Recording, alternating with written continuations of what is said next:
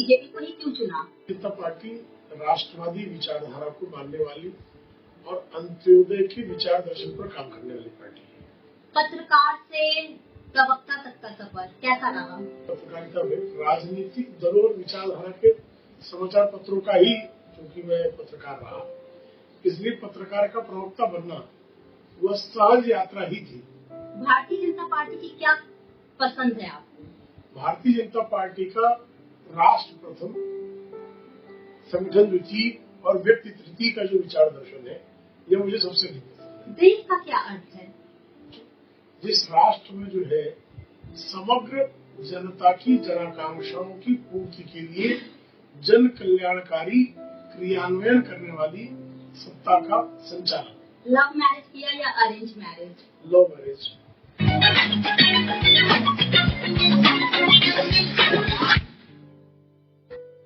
नमस्कार, आप सभी का क्लासिक कोमल में स्वागत है और मैं हूं आपके साथ कोमल। आज हम बात करेंगे एक ऐसे व्यक्ति के साथ जिन्होंने पत्रकारिता में भी अपनी छाप छोड़ी और भारतीय जनता पार्टी के प्रवक्ता, तो पत्रकारिता से लेकर प्रवक्ता तक का सफर तय किया। और आज हम इस एपिसोड में कोई भी पॉलिटिकल टॉपिक पर चर्चा नहीं करेंगे, कोई पॉलिटिकल चर्चाएं नहीं होंगी, सिर्फ कुछ खट्टी बातें होंगी, कुछ मीठी बातें होंगी। तो आज हम प्रेम शुक्ला जी के नब्ज को टटोलेंगे कि उनकी पर्सनल लाइफ कैसी चल रही है, उनको क्या पसंद है और नहीं। तो प्रेम शुक्ला जी, आपका क्लासिक कोमल में बहुत बहुत स्वागत है। और कैसे हैं आप? एकदम बढ़िया। और आपको राजनीति में आने के लिए किसने प्रेरित किया? राजनीति में लाने में सबसे बड़ी प्रेरणा हिंदी समय बाबा साहब खटले की रही जी। उनके साथ लंबे समय तक जो है वो समाचार पत्र में संपादक का जिम्मा निभाया जी।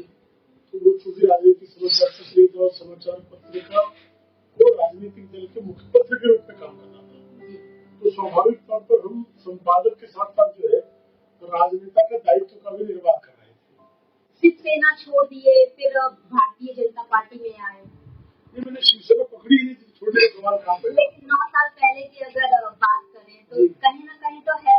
हमें शिवसेना के मुखपत्र का संपादक होने के नाते लोगों को लगता था कि मैं शिवसेना में शामिल हूँ, इसलिए जो है बहुत सारे लोग ये मानते थे कि मैं शिवसेना का नेता, लेकिन सत्य ये था कि मैं दोपहर का सामना का कार्यकारी संपादक था। और पत्रकारिता से लेकर राजनीति सफर कैसा रहा आपका?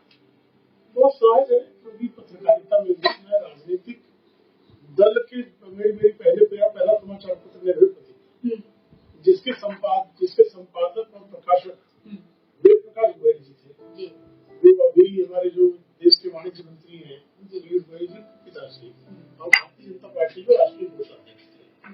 तो राष्ट्रीय स्वयंसेवक संघ की विचारधारा को के आधार पर चलने वाला समाचार पत्र। मेरा दूसरा समाचार पत्र देवी समाचार, जो तरुण भारत का जो है हिंदी संस्करण था, तो वो भी राष्ट्रीय स्वयंसेवक संघ की विचारधारा से उसका प्रतिनिधित्व करने वाला समाचार पत्र था। मेरा तीसरा समाचार पत्र है दोपहर का सामना था, जो शिवसेना का मुखपत्र था। मैं लगातार विचारधारा आधारित समाचार पत्र में क्योंकि मैं रहा, इसलिए वो एक प्रचंड राजनीति कर रहा था, अब स्पष्ट राजनीति कर रहा बड़ा अंतर है। तो इन दौरान आपको किन चुनौतियों का सामना करना पड़ा?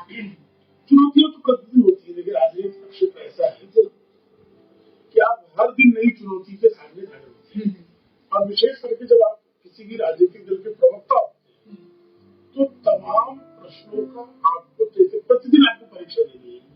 प्रतिदिन आपके सामने प्रश्न पत्र पे अपेक्षा है कि आप खड़े होते हैं, और अगर आपसे एक गलती हो गई तो वो गलती आपके करियर को चौपट करने में समर्थ है। ऐसे में हम लोग हर दिन जो है वो परीक्षा दे रहे होते हैं, इस तरह की चुनौती होती है। तो कैसे पार करते हैं चुनौतियों को? वो चूंकि हमारी विचार दर्शन इतना स्पष्ट है, हमारी पार्टी की नीतियां इतनी स्पष्ट और प्रखर है कि चुनौतियों का सामना जो है वो विचारधारा की पतवार से आसानी से हो जाता है। आपके सबसे यादगार पल कौन से हैं? हमारा सबसे यादगार पल जो है बाबा ठाकरे के से जब मैं पहली बार मिला, वो मुझे यादगार पल है।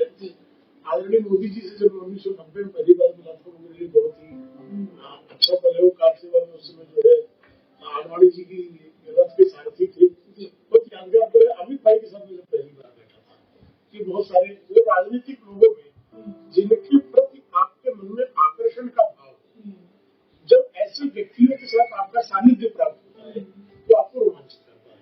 आपको सबसे ज्यादा क्या पसंद है राजनीति में? राजनीति में जैसे मोदी जी जो कहते हैं वो करते हैं। अच्छा। जैसे बाबा साहब ठाकरे के बारे में भी यही था कि जो कहेंगे वो करेंगे। मोदी जी के बारे में मोदी जी की गारंटी पूरा होने की गारंटी। इसलिए जो है बाबा साहब ठाकरे के बारे में कहा एक वचनी है, एक बार वचन दे दिया तो उस वचन को पूरा करने के लिए किसी भी स्तर पर जाएंगे। उसी तरह से अगर मोदी जी ने कोई बात कह दी है तो उसको पूरा करते हैं। तो राजनीति में जो है अपने संकल्पों की पूर्ति के लिए समग्र को दांव पे लगाने का जो ये तरीका है, यह हम लोग को बहुत आकर्षित करता है। आपकी राजनीति का अर्थ क्या है?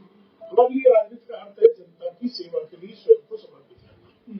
तो ये जनता की सेवा के साथ साथ फैमिली की सेवा कैसे करते हैं? जनता में तो फैमिली भी शामिल है।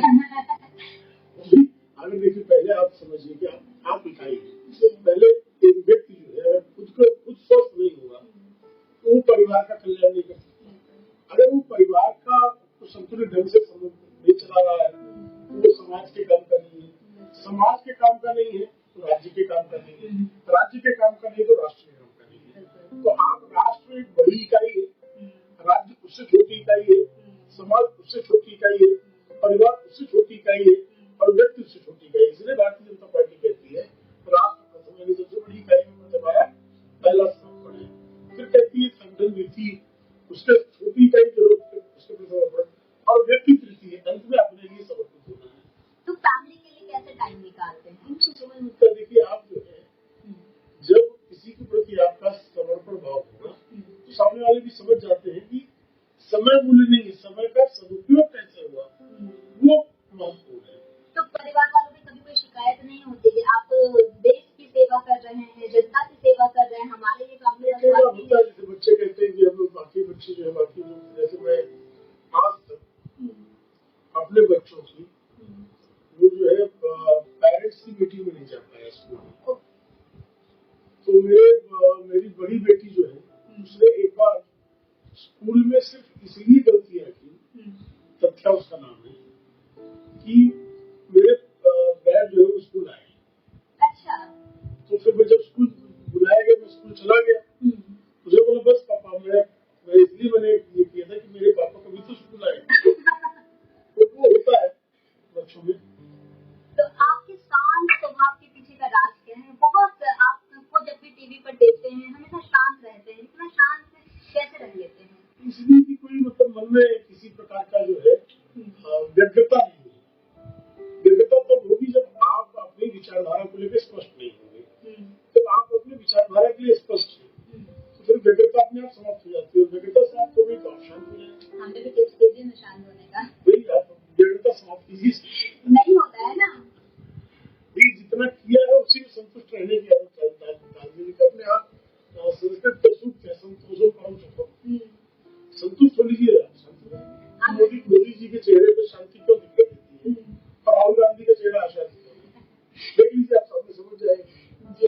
आपका नाम ही प्रेम शुक्ला है जी। प्रेम का नाम जी। तो क्या कहेंगे इसके? आइए अगर प्रेम का बड़े पंडित हो कबीर बात कह गए हैं प्रेम बाड़ी उपजे प्रेम नाहक बिकाए जो सर देगा अपना तो अपन ले जाए। तो प्रेम की जो है प्रेम की डगर बड़ी कठिन है लेकिन बहुत आसानी से मिलती है। तो इसी तरह से प्रेम विवाह कैसे कर लिए? अब देखिए ऐसे ही प्रेम विवाह भी हो गया और हमारा प्रेम विवाह भी अरेंज मैरिज, प्रेम विवाह में भी अरेंज मैरिज किया हमने और वो भी सजाती है। अच्छा तो कैसे मिले आप लोग? सार्वजनिक कार्यक्रमों में मिलना जुलना शुरू हुआ। आपने प्रपोज किया या उन्होंने प्रपोज किया? आप हमारे भारत में पुरुष ही प्रपोज करते। अच्छा तो फिर कैसे घर वाले कैसे मान गए? धीरे धीरे सब मान जाते हैं।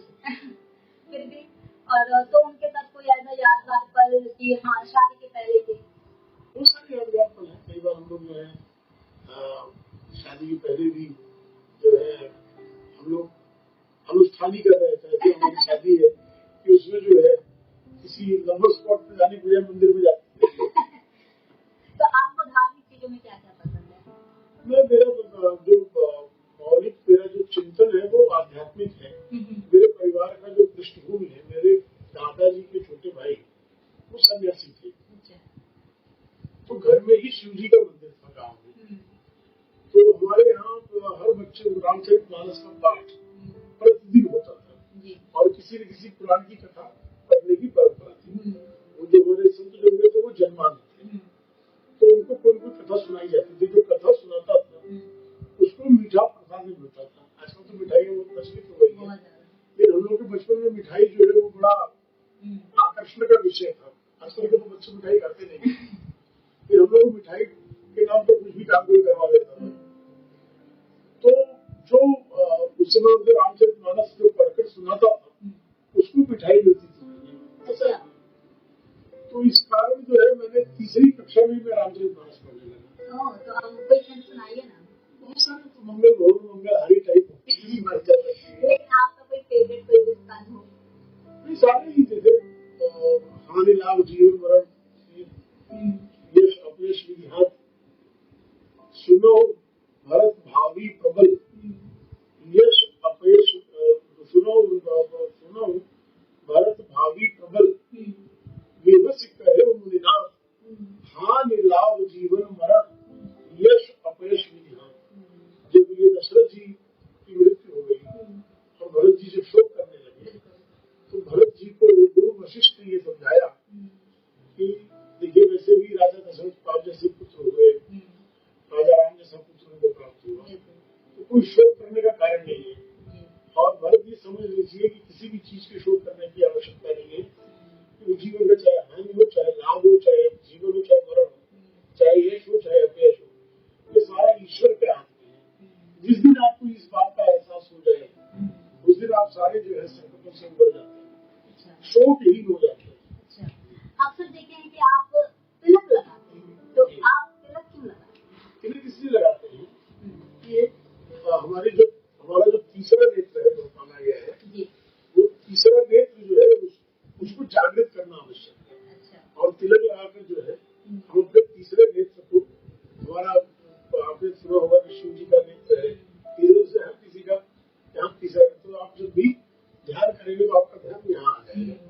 जैसे कि आपने बताया कि वो कक्षा 3 मिठाई खाने की वजह से आप रामचरितमानस पढ़ रहे हैं, तो आप मिठाइयों के बड़े शौकीन हैं क्या? अच्छा, देखिए शाकाहारी व्यक्ति का जो है सबसे अधिक जो है उसके लिए आकर्षण का विषय मिठाई होगा। बिल्कुल।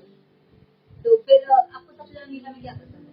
सारी मिठाई हम लोग, रसमलाई, पेड़ा, बंगाली मिठाइयाँ, हमारी अपनी बनारसी मिठाइयाँ, हमारी देसी मिठाइयाँ, हर तरह की मिठाई हम लोग पसंद है। आपके भारतीय जनता पार्टी के लिए भविष्य को लेकर क्या विचार है? भारतीय जनता पार्टी आज ही विश्व की सबसे बड़ी पार्टी है और भारतीय जनता पार्टी में ही यह सामर्थ्य है कि भारत को विश्व बंधु के पद पर ले जाकर प्रतिष्ठित करने की क्षमता रखती है। और आदरणीय नरेंद्र मोदी जी के नेतृत्व में भारतीय जनता पार्टी की सरकार के स्थापना के बाद पूरी दुनिया में भारतीयता का डंका बज रहा है। आप कल्पना कर सकते हैं कि अमेरिका का जो निर्णायक मंडल है उसमें भारतीय मूल के लोग जो है वो प्रभावशाली है। इंडियन लॉबी जो है अमेरिकी राजनीति में सबसे अधिक प्रभाव डाल रही है। जिस ब्रिटेन के हम उपनिवेश थे और भारतीय मूल का ऋषि तुरंत प्रधानमंत्री हो जाता है। ये भारत, जैसे स्वामी विवेकानंद कहते थे ना कि 21वीं सदी भारत की शताब्दी होगी, तो 21वीं सदी की ये 3 दशक इस बात का प्रमाण दे रहे हैं कि स्वामी विवेकानंद जो कुछ कह गए थे, स्वामी विवेकानंद का ही पहला नाम नरेंद्र था और मोदी जी का भी नाम नरेंद्र है। तो एक नरेंद्र कह गए थे और दूसरे नरेंद्र साकार कर रहे हैं जी। तो भारतीय जनता पार्टी का भविष्य आपकी नजरों में क्या है? भारतीय जनता पार्टी का भविष्य जो है भारत के गौरव पर पहुंचाना, इसी से भारतीय जनता पार्टी का भविष्य जुड़ा हुआ है। तो भारतीय जनता, भारत का गौरव गाथा जैसे जैसे विस्तृत होती जाएगी वैसे वैसे भारतीय जनता पार्टी का विस्तार भी व्यापक होता जाएगा। जैसे अभी भारतीय जनता पार्टी पूरे, किसी जमाने में कोई कल्पना नहीं कर सकता था कि ईशान्य भारत में, पूरे उत्तर भारत जो अष्टलक्ष्मी है, वहाँ भारतीय जनता पार्टी का प्रभाव होगा क्या? वहाँ के सारे राज्यों के लोग भारतीय जनता पार्टी का प्रभाव है। दक्षिण में भी इसी तरह भारतीय जनता पार्टी अभी, हमारा तेलंगाना में प्रभाव है, कर्नाटक हमारी सरकार बन चुकी है, पुदुचेरी में हम सरकार में हिस्सेदार है, आंध्रा में सरकार के हिस्सेदार है, तेलंगाना में हम लगभग मुख्य विपक्षी दल होने की स्थिति में है। तो तमिलनाडु और केरल में भी भारतीय जनता पार्टी का प्रभाव और विस्तार होगा। लोकतंत्र आपकी नजरों में क्या है?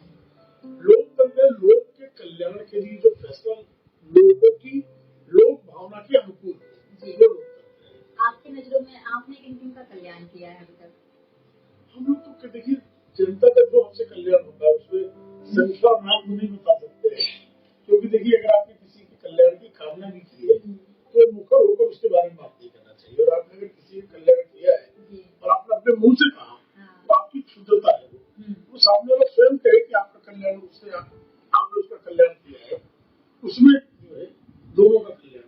लेकिन आपकी नजरों में किस तरह से लोगों का कल्याण करना चाहिए, देश की सेवा करनी हर चाहिए? तरफ देखिए लोगों की छोटी छोटी समस्याएं हैं, छोटे छोटे संकट हैं, उसका आप जो है अपने सामर्थ्य का सदुपयोग करके उसका समाधान कीजिए।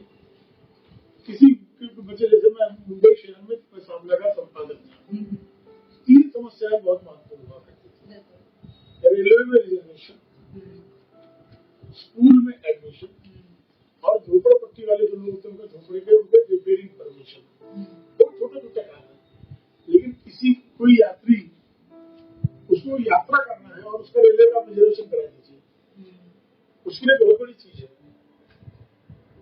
किसी का बच्चा है स्कूल में, कॉलेज में, उसकी एडमिशन में आप मदद कर दीजिए, उसके लिए बहुत बड़ा काम है।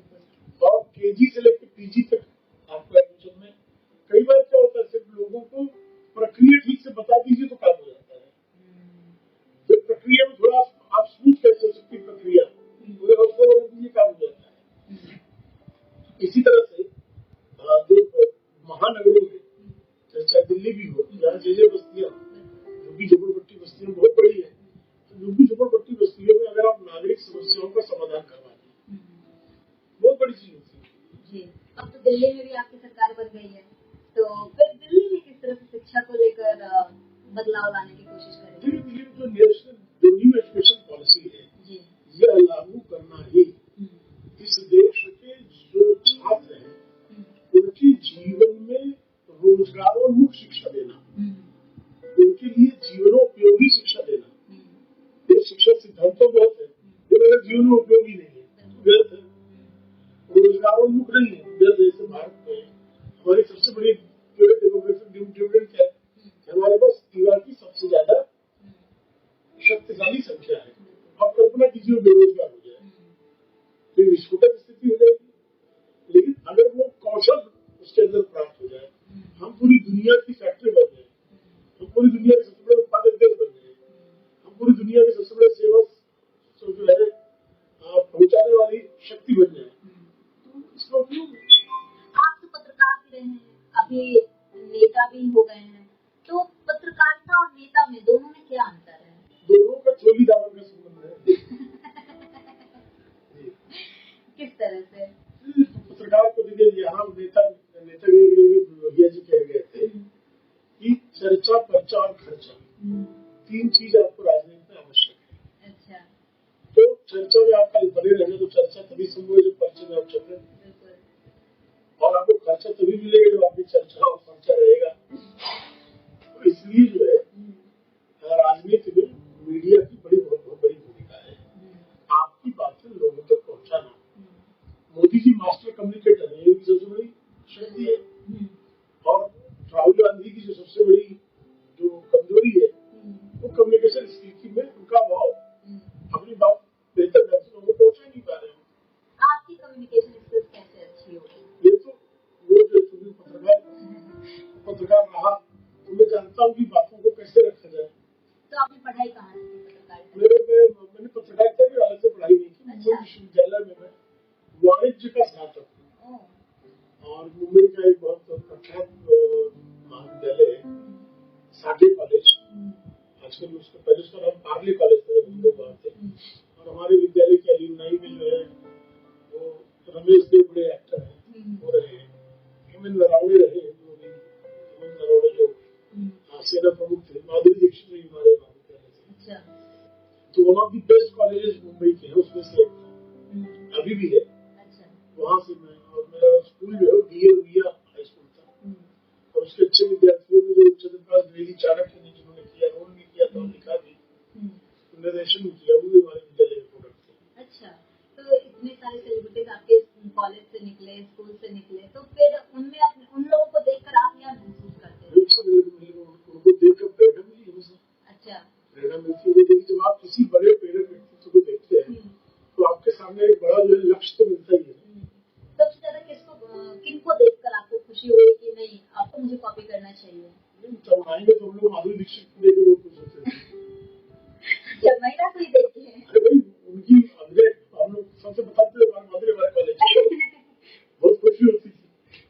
जब और प्रगल्भ हुए तो जैसे हमें हिंदी पढ़ाने का काम, मुझे हिंदी जो है पढ़ाने का काम जो बसंत देव जी ने किया। अच्छा। दिल को बहका रे बहका आधी रात में, गाना सुना होगा। बहुत बहुत। तो ये वसंत देव का लिखा हुआ गीत है। तो वसंत देव मुझे हिंदी पढ़ाते थे। अच्छा, तो और आप ये गाना गाते थे? ऐसा बड़ा व्यक्तित्व जो है, वसंत देव बहुत बड़े साहित्यकार हुए और वसंत देव मुझे हिंदी पढ़ाते थे, मेरा भाग्य था। तो आपका फेवरेट गाना कौन सा है? मुझे लग रहा है मन क्यों बहका रे बहका आपका फेवरेट गाना है। नहीं यार, बहुत सारे गाने हैं, मतलब तो जो है मजरू सुल्तानपुरी, सुल्तानपुर के ही आगे रहे, बहुत सारे उनके गीत बहुत पसंद है। मोहम्मद रफी को भी हम लोग सुनते रहे, मुकेश को सुनते रहे, किशोर कुमार के गीत को सुनते हो, उदित नारायण के भी गाए हुए गीत हम लोग को अच्छे लगते हैं। अच्छा। तो और गायकों में हम लोग को जैसे मैं नुसरत फतेह अली को बहुत सुनता रहा। आपको जानकर आश्चर्य होगा कि पाकिस्तान के गायक हैं अजीज मियां। अच्छा। सुना? नाम सुना सुना सा लग रहा है। अजीज मियां है, वो सिर्फ जो है वो सूफी कलाम गाते हैं। तो मैं 90s में अजीज मियां को सुना करता था। 90s में अजीज मियां को सुनने से मुझे बहुत ज्यादा इस्लाम की जो सूफी परंपरा है उसका ज्ञान हुआ। अच्छा। और किस तरह से, मतलब बचपन में आपकी, अक्सर लोग कहते हैं कि लड़कियां जो होती है वो अपने पिता की फेवरेट होती हैं और लड़के जो होते हैं अपने माँ। हम तो माँ के फेवरेट थे। हाँ, तो बेटे जो होते हैं वो माँ के फेवरेट होते हैं, बेटियां होती है वो अपने पिता से ज्यादा लगाव होता है। तो मेरा लगाव माँ से ज्यादा था। तो पिताजी ने थप्पड़ मारा? तो मतलब थप्पड़ तो अलग ही चीज है। तो किस तरह से पिटाई से भी पीटा हुआ है। तो कैसा लगता था उस टाइम? उसमें खराब लगता था जब पीटे थे। आप समझ जाते ठीक था, पीटा पिताजी ने, लेकिन उस समय तो खराब लगता था। तो बचपन की ऐसी कौन सी यादें हैं जो बहुत उसको अक्सर याद करते रहते हैं? मेरा जो घर है मुंबई में, बांद्रा रेलवे कॉलोनी हम लोग का घर हुआ करता था। तो मेरे बगल के आसपास में बहुत सारे थिएटर थे। एक की गैलेक्सी जिमनी टॉकी जी का घर से 50 मीटर की दूरी पे था। बांद्रा टॉकी 150 मीटर की दूरी पे था। 1.5 किलोमीटर की दूरी पर नंदी टॉकीज था, पैराडाइज टॉकीज था। तो ये सारे जो है सारे जो टॉकीज थे, न्यू टॉकीज थे। तो मुझे फिल्में बहुत मुफ्त में देखने का अवसर मिला। कैसे? अब जैसे कोई फिल्म नहीं हिट हुई, हम लोग थिएटर वाले जो वॉचमैन है, गेट ऑफिसर हमको जानते हैं, पड़ोस में रहता है, बोले बॉस है क्या सीट? है, चल खाली है सीट, बैठा दिया। तो एक ही दिन में 3 फिल्में देख ली है। कॉलेज बंद करके देखते हैं? बंद करने की क्या जरूरत है? तो फिर कैसे? कॉलेज बंद करके ही फिल्म बहुत देखी है। कॉलेज बंद करके बहुत सारी फिल्में देखी गई है। तो फिर कैसे देखते थे? जब मैं तो बचपन की बात बता रहा हूँ, तब तो प्राइमरी में तब की बात बता रहा हूँ। मतलब हर दिन जो है 3-4 फिल्में हम लोग, सप्ताह में जो नई फिल्म रिलीज हुई तो फिल्म जो मुफ्त में देखने का अवसर था हमारे पास। तो फेवरेट एक्टर कौन थे उस समय की बात? उसमें तो अमिताभ बच्चन फेवरेट एक्टर थे। और आज के समय में? अभी तो उतना कोई फेवरेट वगैरह नहीं, लेकिन अच्छी फिल्में जैसे अभी विकी कौशल ने किया है छावा में, तो विकी कौशल की जो रोल है उसको निभाया उसने ठीक से। अक्षय कुमार की बहुत सारी फिल्में मुझे अच्छी लगी है। वो अच्छी, वो कॉमेडी भी अच्छा करता है अक्षय, और स्टंट के सीन भी अच्छे करता है अक्षय। और अब तो फिल्मों में बहुत प्रतिभाएं आ गई है। युवा पीढ़ियों की आपको सबसे ज्यादा क्या पसंद है? युवा जो है उसकी समझ जो है हमारी पीढ़ी से बेहतर है। अच्छा, ये आप मानते हैं? हाँ, एकदम बेहतर। कैसे मानते हैं? देखिए, ये इस चीज को समझ के चलिए, मेरे पिताजी मेरे दादाजी जो है वो रेडियो जनरेशन में थे। बिल्कुल। मेरे पिताजी टीवी जनरेशन में थे। मैं मोबाइल जनरेशन में है। मेरे बच्चे जो है वो 6G जनरेशन है। तो वो ऑलवेज हमसे बेटर है। तो लेकिन इंटरनेट का मिसयूज भी तो बहुत ज्यादा हो रहा है। कभी पुराने जमाने में लोग मोहम्मद रफी की गालियां देते है ना, वैजंती माला की फिल्में देखते थे, लोग गालियां देते थे। हर व्यक्ति जो है पुराने ओल्ड इज गोल्ड के चक्कर में पड़े, जबकि ऐसा है। परिवार और देश, अगर दोनों को एक साथ आपकी जरूरत पड़े तो आप किसका साथ पहले देंगे? देश। अच्छा, परिवार को शिकायत हुई तो? वो भी तो देश का हिस्सा है। और पर्यावरण के लिए आप क्या कहोगे? पर्यावरण की रक्षा होगी। देखिए, हमारा जो सनातन धर्म है ये पर्यावरण संरक्षण का पल पल संदेश देता है, इसलिए पर्यावरण संरक्षण होना चाहिए। भविष्य में अपने आप को किस पद पर देखना पसंद करेंगे? भविष्य में जो है हर किसी को स्वीकार हो जाए और विरोधी देखकर पस्त रहे और दूसरी पसंद रहे। पद से बड़ा कद होना चाहिए कि मैं जिस व्यक्ति के सामने जो है बड़ा हुआ राजनीतिक वो व्यक्ति शिवसेना प्रमुख बड़ा था ठाकरे। उन्होंने जीवन में अपनी पार्टी के चीफ चुनाव कोई पद नहीं दिया और जब उनकी शव यात्रा निकली तो 25 से 30 लाख लोग उनकी शव यात्रा में आए। उसके कुछ दिनों के बाद इंद्र कुमार गुजराल जी स्वर्गीय हुए और इंद्र कुमार गुजराल जी नेहरू जी की कैबिनेट, नेहरू जी जब प्रधानमंत्री थे तो उसमें सबसे बड़ा एम्बेसडर का पद होता था यूएसएसआर का एम्बेसडर। तो यूएसएसआर के एम्बेसडर थे, डिप्टी मिनिस्टर बने, फॉरेन मिनिस्टर बने, प्राइम मिनिस्टर बने, लेकिन उनकी यात्रा में सैकड़ा भर भी लोग नहीं थे उनकी शव यात्रा में। मैं तो बाला साहब ठाकरे होकर मरना चाहूंगा, इंद्र कुमार गुजराल होकर नहीं मरना चाहूंगा। कोई आपके गुरुदेव कौन है? गुरु जो मेरे स्वामी बाबा जो है मेरे आध्यात्मिक गुरु है और उनकी समाधि मुंबई के बगल में ठाणे जिला है, वहाँ योग ईश्वर की समाधि है, उसकी भी सेवा में रहता हूँ। अध्यात्म को किस तरह से देखते हैं? आध्यात्म जैसे आपके शरीर में जैसे जो आत्मा का रोल है, आपके जीवन में वही आध्यात्मिक जी। आपके फेवरेट नेता कौन है? कई विपक्षी नेता भी, विपक्षी दलों में भी नेता है और भारतीय जनता पार्टी में भी कई नेता है, लेकिन थोड़ी देर के लिए सबको अगर छोड़ दिया जाए तो आपके फेवरेट नेता कौन है? अच्छा, और आप किनकी छवि को आप उतारना चाहते हैं अपनी जिंदगी में? नरेंद्र मोदी। अच्छा, नरेंद्र मोदी की आपको सबसे ज्यादा खासियत क्या लगती है? उनका अनुशासन जीवन है। अच्छा, आप कितने घंटे सोते हैं? 5 साढ़े 5 घंटे। और आपको गुस्सा नहीं आता है? रोज आता है, कई बार आता है दिन में, लेकिन आप कभी दिखाते नहीं है। हाँ वो कोशिश करते हैं सही दिखा चेहरे में गुस्सा दिखाई दे। कैसे अपने गुस्से को पीछे से जाते हैं? वही गालियाँ भी देते लोग, फिर वो टीवी पे नहीं देखते। लेकिन आपको टीवी पे कभी नहीं चिल्लाते नहीं? हाँ टीवी पे गालियाँ देने का मतलब नहीं है, लेकिन बाकी प्रवक्ता तो आपस में लड़ जाते हैं। हाँ गुस्सा कई बार भी लगता है, ऐसा नहीं करने लगते, एक प्रयास करते कि न लड़े। और आपका व्यक्तिगत जीवन के बारे में बात करें तो व्यक्तिगत जीवन को आप किस तरह से देखेंगे और उनके लिए क्या करना चाहेंगे? देखिए अपने परिवार के लिए, देखिए आपका जो सबसे बड़ा दायित्व है वो देश और समाज सेवा परिवार के लिए है। अगर आपका परिवार समर्थ और स्वावलंबी आप ये बनाते हैं और समाज में भी कुछ कॉन्ट्रीब्यूट नहीं कर पाएंगे, ऐसे में आपके परिवार के सभी दायित्वों का निर्वाह करना ये हमारी प्राथमिकता है। अब वो पूरी होती है। अपने बच्चों के लिए क्या करना चाहेंगे? अब उनको क्या राजनीति में लाना पसंद करेंगे? बच्चों को अच्छी शिक्षा देना, शेष उनको निर्णय उनको लेना है। अच्छी से अच्छी शिक्षा जो वो पसंद करे बच्चा, उस पर भी लादना नहीं है। जिस स्ट्रीम में जाना चाहे बच्चा वो जाना चाहिए, उसको हमें सपोर्ट करना चाहिए। बाद में वो शिक्षा लेने के बाद बाकी उसका निर्णय। नजरों में जॉब अच्छी है या फिर व्यवसाय?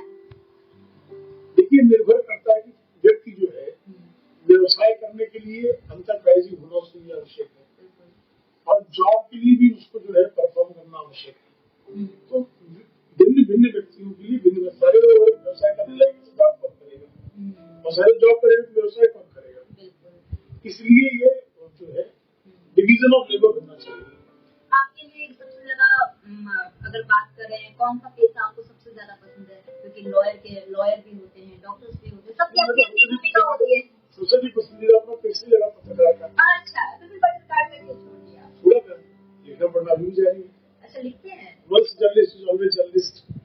तो लिखते हैं अभी? लिखते क्या क्या लिखते हैं? ज्यादातर सामाजिक और राजनीतिक विषयों पर ही लिखते हैं।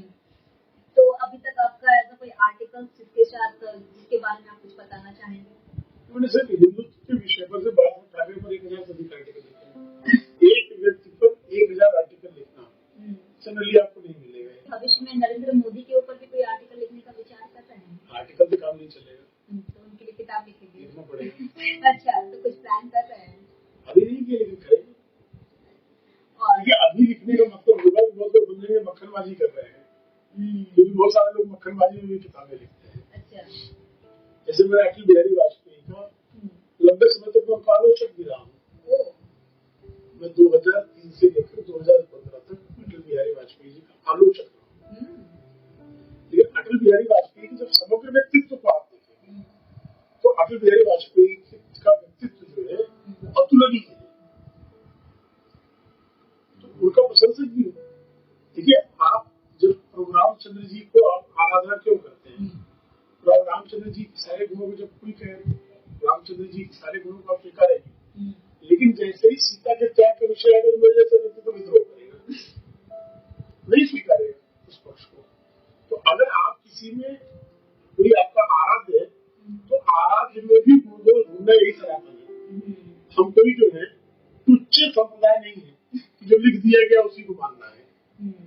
आपको मुंबई में आप पढ़ाई की, दिल्ली में रहते हैं, अक्सर मुंबई जाना भी होता है और दिल्ली भी आना जाना लगा रहता है, तो मुंबई पसंद है या दिल्ली? और मुंबई में क्या पसंद है? मुंबई के लोग पसंद है। दिल्ली के लोग पसंद नहीं है। मुंबई का आदमी जो है वो आपके संकट में पूरी ईमानदारी से खड़ा हो जाता है। मुंबई में आपको, दिल्ली में जो है, दिल्ली का अपना कोई मिजाज नहीं है। दिल्ली शहर का जो है अधिकांश लोग दिल्ली में जो है वो प्रवासी है, तो प्रवासी मानसिकता से रहते हैं। लेकिन कहते हैं दिल्ली तो दिल वालों का है, मुंबई ये पैसों वालों का। नहीं, मुंबई दिल वालों का है। कैसे? वो आप मुंबई में रहेंगे तो आपको समझ में आएगा। लगता है मुंबई में आपका प्रेम विवाह हुआ है। नहीं, मुंबई से ही प्रेम है। हाँ, मुंबई से ही प्रेम है और प्रेम मुंबई का है। हाँ। सबसे ज्यादा घूमना कहाँ पसंद करते हैं? मैं सबसे अधिक घूमना मुंबई की गलियों में। अच्छा। बाकी लोग जो है हिल स्टेशन घूमना पसंद करते हैं, मुझे मुंबई की गलियों से बहुत प्रेम है। तो जब भी मौका मिलता है मुंबई जाते हैं, मुंबई में जो है आवाज़ी करना बहुत अच्छा लगता है। किस तरह की आवाज़ी? मित्रों के साथ घूमे, हंसी ठिठोली करें। खाने पीने के कितने शौकीन हैं? सबसे अधिक और सबसे अच्छा फूड मुंबई मिलता है। तो फूड में क्या पसंद है आपको? मुंबई के खाने की बात करें सब, मतलब सारा। हम तो जो गुजराती भोजन ही पसंद करते हैं, बांग्ला भोजन ही पसंद करते हैं, पंजाबी भी पसंद करते हैं, दक्षिण भारतीय भी पसंद करते हैं, बिहारी भोजन भी पसंद करते हैं, लिट्टी चोखा भी पसंद है, इडली डोसा भी पसंद है। सब पसंद है, जो मिले वो उसमें बेस्ट जो मिले वो खा लो। जो लोग नहीं खा रहे हैं, लिट्टी चोखा में बेस्ट लिट्टी चोखा खाना है। तो बिहार का इडली डोसा में बेस्ट इडली डोसा खाना है। अच्छा। और ठेकुआ खाना है तो बिहार का ही खाना पड़ेगा ना। सबसे ज्यादा लगाव है आपको? सबसे अधिक लगाव तो स्वाभाविक तो उत्तर प्रदेश से। उत्तर प्रदेश की क्या खासियत? उत्तर प्रदेश का आदमी जो है वो बहुत ही जो है वो वक्तृत्व कला में माहिर होता है। अच्छा। लेकिन आपको जो आनंद उत्तर प्रदेश के आदमी के साथ मिल जाएगा, वो आनंद आपको केरला के आदमी के साथ नहीं मिलेगा, तमिलनाडु के आदमी के साथ नहीं मिलेगा। तो उनको बुराई नहीं कर रहा हूँ, लेकिन देखिए हमारी जो नाद नाल है वो गड़ी हुई है उत्तर प्रदेश में। हमारी मातृभूमि जो उत्तर प्रदेश है, हम गंगा जमुना के जो है कछार के जन्मे लोग हैं, तो स्वाभाविक तौर पर लगाव नहीं जाता होगा। अच्छा। राम और कृष्ण की धरती से जो लगाव है, बाकी लोगों को जो है वो महाशिवमणि की धरती के प्रति आदर, लेकिन जो लगाव है, आसक्ति जो है, वो राम और कृष्ण की धरती से है। अच्छा, कहीं ऐसा तो नहीं है कि मोदी जी काशी से चुनाव लड़ते हैं इसलिए आपको यूपी पसंद है? जब पहली बार मोदी जी का नाम, जिस दिन नाम डिक्लेयर हुआ कि काशी से चुनाव लड़ेंगे 2014 में, तो वो उसमें इंडिया न्यूज की डिबेट में बैठा हुआ था। अच्छा। दीपक चौरसिया उस डिबेट का वो कंडक्ट कर रहे थे, एंकर थे। तो उन्होंने जैसे ही मोदी जी का नाम घोषित हुआ, उन्होंने पहला सवाल मुझसे दिया, तो मैं सामने का कार्यकारी संपादक तो प्रेम जी आपकी क्या राय? मैंने कहा हिंदुत्व, काशी हिंदुत्व का मक्का है, अब मोदी का प्रधानमंत्री बनना पक्का है। अच्छा, ये पहली लाइन तो मैंने उसी दिन कहा, और वो देखिए कालांतर में सही से हुआ। तो आपको क्या लगता है मोदी जी कब तक टिकेंगे? मोदी जी की जब तक इच्छा रहेगी, अच्छा, उनकी जब तक उनकी इच्छा करेगी तब तक टिके रहेंगे। तो देश में किस तरह का बदलाव आएगा उनके नेतृत्व में? पिछले 11 वर्षों में कितना बदलाव आया है। ये लुटियन जोन के जितने फैशा होटल थे, दलालों के अड्डे थे, आज तो सब खाली है। और दिल्ली में किस तरह का बदलाव हमें देखने को मिलेगा? दिल्ली का कल्चर बदला है। देखिए दिल्ली का कल्चर बदला, और अगले 5 वर्षों में केजरीवाल नाम के कंजर राजनेता ने जो कबाड़ा पीटा था दिल्ली का, उस कबाड़ से दिल्ली मुक्त होगी, यमुना जी साफ होगी, दिल्ली की परिवहन की व्यवस्था सुचारू होगी, दिल्ली की सड़कों की हालत सुधरेगी, दिल्ली की झुग्गी झोपड़ी जो है वो थोड़ी सी रहने लायक हो जाएंगे। दिल्ली जो हर साल जब से केजरीवाल दिल्ली का मुख्यमंत्री बना, नवंबर से लेकर मार्च महीने तक दिल्ली में सांस लेना मुश्किल है। दिल्ली की सांसें लौट आएंगी। बस इतना ही केजरीवाल को इसी तरह से गाजीपुर कूड़े में दिल्ली की जनता डाला है। आपको महिलाएं पसंद है या पुरुष? मेरी माता और बहनों की रुचि भी है और भाई और जो है चाचा मित्र भी है। लेकिन पुरुषों को ज्यादा मेहनत क्यों करनी पड़ती है? महिलाएं ज्यादा मेहनत करती है। लेकिन कहावत तो ये है कि मैं पुरुष नहीं, अगर महिलाएं काम नहीं करेंगी, अगर घर महिलाएं न संभाले तो पुरुष बाहर का संभाल लेगा। लेकिन कहते हैं ना कि जब तक पुरुष कमाएगा ही नहीं तो, लेकिन महिलाओं को कमाने की चिंता नहीं होती है। महिलाओं को सब चिंता रहती है, कमाने की चिंता नहीं होती। पुरुष के कमाने की चिंता भी महिला ही करती है। कैसे है? लक्ष्मी है ना। तो आपकी वीडियो को देख रहे हैं, उनके लिए क्या कहेंगे? उनसे यही कहेंगे कि महिलाओं का आदर करें, स्त्री शक्ति का जितना सम्मान करेंगे उतना आपके जीवन में लक्ष्मी सरस्वती का वास होगा और काली आपको रोगों से मुक्ति जाएगी। चलते चलते ये बता दीजिए कि आपकी फेवरेट फिल्म कौन सी है? मेरी फेवरेट फिल्म जी सरस्वती चंद्र। और जी, और मुझे सबसे नापसंद फिल्म जो है वो सलीम जावेद ने जो फिल्म की है, ये दोनों तरह सांप्रदायिक है। अब तो ये कल्पना कीजिए कि सलीम और जावेद कितने जो है बड़े लिखे सांप्रदायिक लोग हैं। तो उनकी फिल्म में जो है गांव जो है वो हिंदू बहुल गांव है, लेकिन उसमें मंदिर में जो है शिवालय में कोई जाता नहीं, निर्जन है शिवाला, और वहाँ लड़कियों को छेड़ने का काम होता है। और गांव में एक मुसलमान रहता है, लेकिन वो बहुत ईमानदार है, बहुत भला आदमी है। अब मस्जिद से जो आजाद हो रही है, तो ये इसी से सिद्ध होता है कि ये जो मिये लेखक है और फिल्म प्रोड्यूसर है, ये किस तरह से इस देश में जो है हिंदुओं को बदनाम करते रहे हैं। सलीम जावेद किसी को मिले तो उनसे पूछो कि बताओ तुमने शोले में ये सीन कहाँ से ला के लिखा। बहुत विकृत लोग हैं। जैसे आपने बताया कि आपके फेवरेट नेता तो आपने बता दिया, लेकिन ऐसा कोई नेता है जिसको देख के आप एकदम इरिटेट हो जाते हैं? राहुल गांधी शक्ल इसकी इरिटेटिंग है। और भारतीय जनता पार्टी में ऐसा कोई नेता जिसको आप नापसंद करते हो? ऐसा हो ही नहीं सकता है। ऐसा लगता है कि भाई मेरे को मैं भी प्रवक्ता हूँ, वो भी प्रवक्ता है, या फिर वो भी नेता, उनको वो पद मिलता है, मुझे सबसे इरिटेशन के लिए एक ही आदमी काफी है। अच्छा, आपकी वीडियो में बस इतना ही। आपको वीडियो कैसी लगी प्लीज अपनी राय देना मत भूलिएगा, लाइक करिएगा, सब्सक्राइब करिएगा, और शुक्ला जी आपको खुद आपके सवालों का जवाब देंगे। धन्यवाद। क्लासिक कोमल को धन्यवाद।